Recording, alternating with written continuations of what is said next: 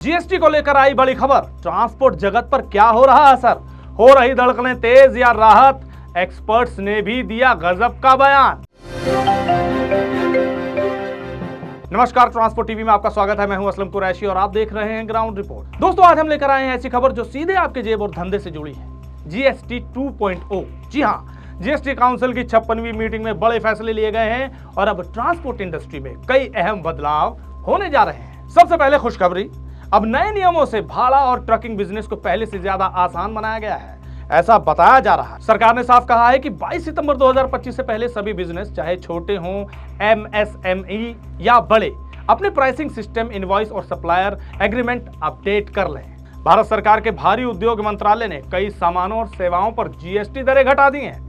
ये बदलाव 22 सितंबर 2025 से लागू होंगे। इस फैसले के बाद ट्रांसपोर्ट जगत में व्यापार कर रहे उद्योगी ड्राइवर में उलझने पैदा तो हुई, जिसके बाद सरकार ने एक प्रेस रिलीज निकाली और इस पर क्लैरिफिकेशन दी। आप देख सकते हैं स्क्रीन पर उनकी ये रिपोर्ट, जिसमें उन्होंने टू व्हीलर यानी 350 सीसी तक की जो बाइक्स हैं उनके बारे में लिखा है। इसमें उन्होंने लिखा है, पहले जीएसटी 28% लगती थी, अब सिर्फ 18% लगेगी, यानी कि कितने हजारों का यहाँ फायदा हो सकता है। बाइक सस्ती होंगी, युवाओं, किसानों, छोटे व्यापारियों और गिग वर्करों यानी डिलीवरी वालों को फायदा मिलेगा। ईएमआई और खर्च कम होगा। छोटी कारों का भी जिक्र किया है। 28% जीएसटी पहले लगती थी, अब 18% लगेगा। पहली बार कार खरीदने वालों और छोटे शहरों में रहने वालों के लिए राहत मिल रही है, ये बताया जा रहा है, क्योंकि 10% जो जीएसटी है वो कम हो जाएगी। उससे कितना फर्क आएगा आप समझ ही सकते हैं। बिक्री बढ़ेगी तो डीलरशिप, फाइनेंस कंपनियों और ड्राइवरों को भी फायदा होगा। बड़ी कारों पर आ जाते हैं। अब टैक्स फ्लैट 40% रहेगा। यहां पर कुछ ऐसा हुआ है कि यह 28 से 40 पर चला गया है, लेकिन फ्लैट, कोई अतिरिक्त सेस नहीं होगा। पहले टैक्स प्लस सेस का झंझट था, अब आसान और साफ सिस्टम होगा, ये बताया जा रहा है। खरीदारों को गाड़ियों पर ज्यादा इनपुट टैक्स क्रेडिट भी मिलेगा। ट्रैक्टर और उनके पार्ट्स की बात कर लेते हैं, ये अहम है। जी हां, एग्रीकल्चर और ट्रांसपोर्ट से जुड़े लोगों के लिए बहुत इंपॉर्टेंट हो सकता है। 1800 सीसी से बड़े इंजन वाले रोड ट्रैक्टर जीएसटी 28% से घटकर 18% हो जाएगी। ट्रैक्टर पार्ट्स सिर्फ 5% पर आ जाएगा। इससे किसानों को ट्रैक्टर और स्पेयर पार्ट्स सस्ते मिलेंगे, खेती में मशीनरी बढ़ेगी और पैदावार बेहतर होगी, ऐसा बताया जा रहा है। अब आते हैं बसों पर। 10+ सीटर, इनकी जीएसटी 28% से घटाकर 18% हो जाएगी। स्कूल, टूरिज्म और स्टेट ट्रांसपोर्ट को फायदा होगा।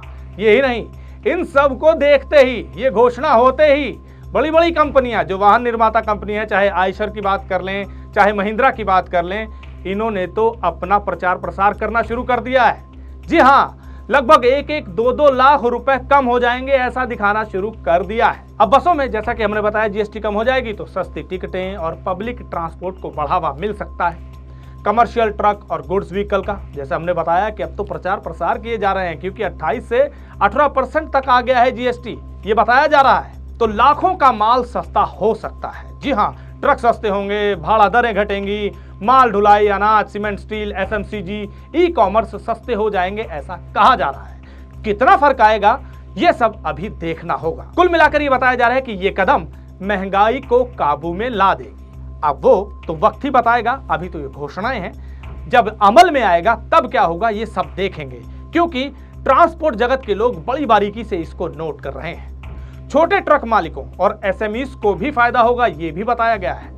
अब आते हैं थर्ड पार्टी इंश्योरेंस पर। जी हाँ, जो ट्रक ड्राइवर हैं, गाड़ी का कारोबार कर रहे हैं, कमर्शियल ट्रक ड्राइवर हैं या उनके पास अपनी गाड़ी है, थर्ड पार्टी इंश्योरेंस उनके लिए कितनी अहम है। ये जीएसटी 12% से घटाकर 5% कर दी जाएगी विद आईटीसी। ऑटो पार्ट्स का हमने बताया कि ज्यादातर गाड़ियों के पुर्जों पर जीएसटी अब 18% होगी, यानी कि एमएसएमई कंपनियों, tyre, battery, engine, glass, electronics बनाने वालों को राहत, ट्रांसपोर्ट सेवाओं को राहत, जैसा कि हमने बता ही दिया। इससे टैक्स का बोझ कम होगा और इनपुट टैक्स क्रेडिट का फायदा भी मिलेगा। कुल मिलाकर ये बदलाव ऑटो सेक्टर, ट्रांसपोर्ट इंडस्ट्री और किसानों, तीनों के लिए बहुत बड़ी राहत है। गाड़ियां, ट्रक, ट्रैक्टर और पार्ट सस्ते होंगे, जिससे रोजमर्रा के खर्च कम होंगे और कारोबार तेजी से बढ़ेगा।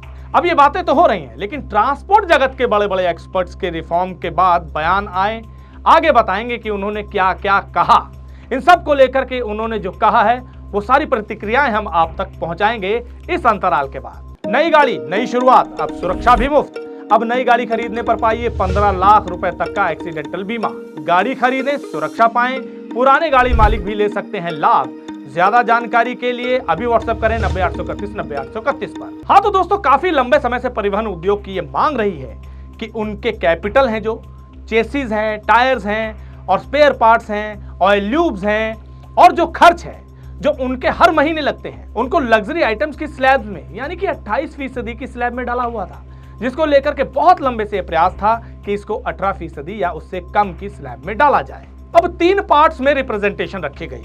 जो दिक्कतें आज ई-वे बिल की वजह से आ रही हैं उसको दुरुस्त किया जाए, कुछ चीजों को एक्सेप्ट किया जाए जैसे कि थर्ड पार्टी इंश्योरेंस हो, टायर्स हो, एडब्ल्यू हो और एसेसरीज पार्ट्स, इन सबको 28 से 18% जीएसटी पर लाया जाए, जो कि अब संभव होता नजर आ रहा है। जीएसटी 2.0 में बड़े फैसले हुए हैं जिनमें कई क्षेत्रों में कारोबारियों को राहत मिलने वाली है। इनमें सबसे बड़ा फायदा परिवहन ऑपरेटर्स को मिलने वाला है।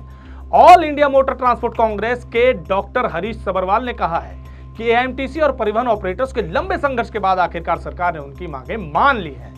इससे ट्रक ऑपरेटर्स पर बड़ा आर्थिक बोझ कम होगा और सड़क पर चलने वाले वाहनों की हालत भी सुधरेगी। उन्होंने कहा है कि इस फैसले से छोटे और मझोले ऑपरेटर्स को भी बड़ी राहत मिलेगी और मरम्मत का खर्च कम होगा। डॉक्टर हरीश सबरवाल ने यह भी कहा कि जीएसटी 2.0 सुधार के साथ परिवहन क्षेत्र में मल्टी मॉडल सिस्टम को भी प्रोत्साहन मिलेगा। अब माल को सड़क के साथ साथ रेलवे और जलमार्ग से भी आसानी से जोड़ा जा सकेगा। इससे एमएसएमईज और छोटे उद्योगों की डिलीवरी तेज होगी और लागत घटेगी। हर जगह प्रचार प्रसार होने लगा है कि अब काफी कुछ सस्ता हो जाएगा। वाहन निर्माता तो तरह तरह के स्लोगन और विज्ञापन अब चलाने ही लग गए हैं, जिसके जाल में आने से अभी आप लोगों को बचना है। जी हाँ, कई तरह के डिस्काउंट ऑफर किए जाने लगे हैं, लेकिन आपको ध्यान रखना है कि डिस्काउंट को अगर जीएसटी की कर बता करके और डिस्काउंट समझाया जा रहा है तो आपको बचना है, क्योंकि जीएसटी की दर तो वैसे ही कम हो जाने वाली है 22 तारीख के बाद। तो तब तक थोड़ा सब्र रखें। आपको बता दें, सरकार ने ये कंपैरिजन करने के लिए ही तो एक वेबसाइट भी दे दी है, जिसमें आप जीएसटी 2 से पहले वाले दामों को और बाद के दामों को कंपैरिजन करके खरीद सकते हैं कि कितना फर्क और आपको कितनी राहत मिल रही है। और इस कंपैरिजन के लिए जो वेबसाइट है उसका लिंक आपको डिस्क्रिप्शन में दे दिया जाएगा। अब AIMGT यानी all India motor goods transport association ने भी इसे बहुत ही प्रचारित और प्रसारित किया है। उनका मानना है ट्रकों पर जीएसटी 28% से घटाकर 18% कर दिया गया है। थर्ड पार्टी बीमा पर जीएसटी 12% से घटाकर 5% किया गया है। FCM के अंतर्गत ITC सहित GTA सेवाएं 12% से बढ़ाकर 18% की गई है। ये थोड़ा सा चिंता का विषय है और इस पर डिस्कशन हो रही है। किराए पर ट्रक देने या आरसीएम के अंतर्गत जीएसटी दर में कोई बदलाव नहीं। आरसीएम के अंतर्गत छोटे ट्रक मालिकों और जीटीए को राहत होगी। एफसीएम ट्रांसपोर्टरों को आईटीसी का लाभ मिलेगा। चलिए अब आपको बताते हैं वो टर्म्स जो इस बार ट्रांसपोर्ट जगत के लोगों में ज्यादा चर्चा में है। एफसीएम, इसका तो अभी आपने जिक्र सुना ही है। एफसीएम मतलब फॉरवर्ड चार्ज मैकेनिज्म। ये जीएसटी देने का नॉर्मल तरीका है, यानी वो तरीका जो आम प्रचलित है। यानी कि आप एक दुकानदार के पास गए, दुकान से माल खरीदा, उसने आपसे जीएसटी सहित सारा पैसा वसूल लिया। यानी कि समझ लीजिए 1 लाख का मोबाइल खरीदा, उस मोबाइल पे 12% या 18% जो भी दर थी वो उन्होंने जीएसटी के तौर पर ले ली।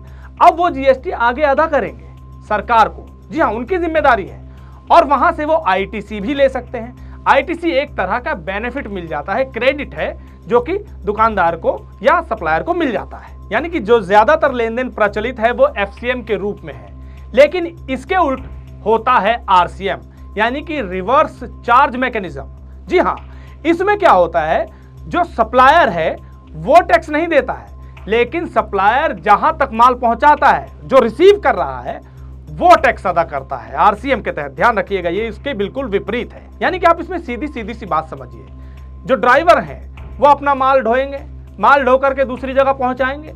वो वहां पहुंचे तो उन्हें सिर्फ अपने भाड़े से मतलब होगा, यानी वो अपना 1 लाख रुपए मान लीजिए भाड़ा बना तो वो लेकर के वहां से चलता बनेगा। अब जो सामान उसे पहुंचाया गया है, यानी जिस जगह पहुंचाया गया है रिसीवर के पास, वो रिसीवर जिम्मेदार हो जाता है अब उसका टैक्स अदा करने के लिए सरकार को।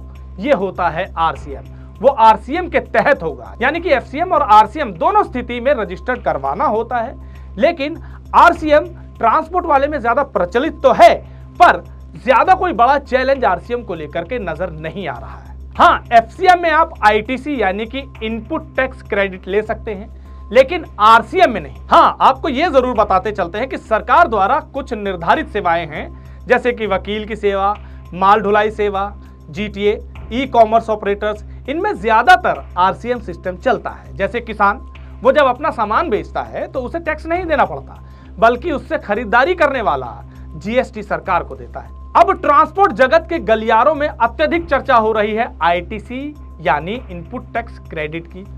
वो कैसे, वो भी आपको बताते हैं। दरअसल जहां जीएसटी दरें घटने वाली बात चल रही है, वहीं पर आईटीसी अब बढ़ा के 12 से 18% करने की बात की गई है। अब इनपुट टैक्स क्रेडिट है क्या, या इसका फायदा कैसे हो सकता है, ये आपको बताते हैं। इनपुट टैक्स क्रेडिट का फायदा ये होता है कि इससे बिजनेस टैक्स की दोहरी बोझ टैक्स पर टैक्स से बच जाता है सप्लायर या जो भी आईटीसी लेता है। जब आप कोई माल या सेवा खरीदते हैं या उस पर जो जीएसटी चुकाया जाता है उसे आप अपनी बिक्री पर लगने वाले जीएसटी में से घटा सकते हैं। आसान सा उदाहरण है, आपको बताते हैं। अगर आपने 10,000 का माल खरीदा और उस पर 1800 जीएसटी दिया और फिर उस माल को बेचकर 20,000 पर 3600 रुपए जीएसटी लिया, तो आप 3600 में से 1800 को सेट ऑफ कर सकते हैं, यानी आपको केवल 1800 जीएसटी सरकार को देना होगा। इनपुट टैक्स क्रेडिट इस तरह से आप ले सकते हैं। इन्हीं सबको लेकर के बाल मलकीत जी का कहना है कि हमारा 5% का जो स्लैब है, जो कि आरसीएम और 5% एफसीएम में है, और आईटीसी यानी कि इनपुट टैक्स में 12% का स्लैब था, इसको कहीं ना कहीं बढ़ा के 18% कर दिया गया है। इससे जरूर चिंता बढ़ी है। बाकी आने वाले समय में देखा जाएगा कि इसका क्या असर पड़ता है, ऐसा भी उन्होंने कहा। उन्होंने बताया कि आकलन किया जाएगा कि भविष्य में इससे क्या होगा, और इसके लिए सरकार से यह अपील भी की है कि एक ओपन डायलॉग रखें ताकि अगर कोई दिक्कत आए तो इस पर चर्चा की जा सके। आइए जान लेते हैं बलमलकीत सिंह जी ने क्या कहा। एएमटीसी की मांग थी कि जो हमारी गाड़ियां हैं, जो हम टायर लेते हैं, जो हम स्पेयर्स खरीदते हैं, जो एडब्लू है, जो रिटार्डिंग ऑफ टायर्स है, इस तरह के ऑयल लूप्स हैं, इनको लग्जरी कैटेगरी में डाला गया था, यानी कि लग्जरी स्लैब में डाला था 28%। बहुत लंबे से 2018 से यह मांग थी कि इसको 18% में लेके आया जाए। तो हमें बहुत खुशी है बताते हुए कि ये बहुत लंबी मांग सरकार ने मानी है, इसका हम स्वागत करते हैं, और ये बहुत बड़ी राहत हमारे जो स्मॉल रोड ट्रांसपोर्ट ऑपरेटर हैं और ट्रांसपोर्ट इंडस्ट्री के लिए रहेगी। इसके लिए हम धन्यवाद भी करना चाहेंगे। दूसरी तरफ सर्विस इंडस्ट्री होने के कारण हमें एक आरसीएम का प्रोविजन था और एक एफसीएम का प्रोविजन था, यानी कि 5% आरसीएम में जिसको भी बिलिंग करनी है वो कर सकता है, जिसका कि जीएसटी का भुगतान जिनके लिए हम काम करते हैं, वो पार्टी के लिए काम करते हैं, वो भुगतान वो करेंगे। और एफसीएम का एक प्रोविजन था जिसमें 12% पे हम बिलिंग करते थे, और उसका हमें आईटीसी यानी कि इनपुट टैक्स क्रेडिट मिलता था। यानी कि जो चेसी के ऊपर जीएसटी लगता है, टायर खरीदने पे जो जीएसटी लगता है, ऑयल ल्यूब्स है, स्पेयर्स है, ये सभी का हमें इनपुट टैक्स क्रेडिट मिलता था। ये स्लैब को बढ़ाकर 12 से 18 किया गया है, और यानी कि पहले जो स्लैब थे 5%, 12%, 18%, 28%, इनको पूरा परिवर्तन कर दिया गया है। सिर्फ 2 ही स्लैब हैं, 5% और 18%। इसमें जो सर्विस इंडस्ट्री को जो 12 से 18 किया है, इसमें हो सकता है कि कुछ इनिशियल चैलेंजेस इसमें आए, हो सकता है कि कुछ कैपिटल हमारा ज्यादा लगे, कैश फ्लो में इफेक्ट आए, लेकिन ये चैलेंजेस को हम किस तरह आगे देखेंगे, आने वाला समय किस तरह का होगा, और उसका अध्ययन करेंगे। अगर कोई रुकावटें या कठिनाई हमें आएगी तो ये बात को लेकर हम सरकार के पास जाएंगे। एआईएमटीसी के संयुक्त सचिव नवीन गुप्ता ने एफसीएम को लेकर ट्रांसपोर्ट जगत को चेताया है। उनका कहना है कि फॉरवर्ड चार्ज मैकेनिज्म मुताबिक ट्रांसपोर्ट सेक्टर में भाड़े पर 12% टैक्स लग सकता है। इसको लेकर ट्रांसपोर्टर्स ने चिंता जताई है कि अगर ये लागू हुआ तो उनका मार्जिन और कम हो जाएगा। एआईएमटीसी के संयुक्त सचिव नवीन गुप्ता ने कहा कि सरकार को इस मामले में राहत देने की जरूरत है ताकि छोटे ट्रांसपोर्टर टिक सके। इसे हमने बातचीत करके और भी तफसील में समझना चाहा है। लीजिए सुनिए उनसे बातचीत के हमारे कुछ अंश।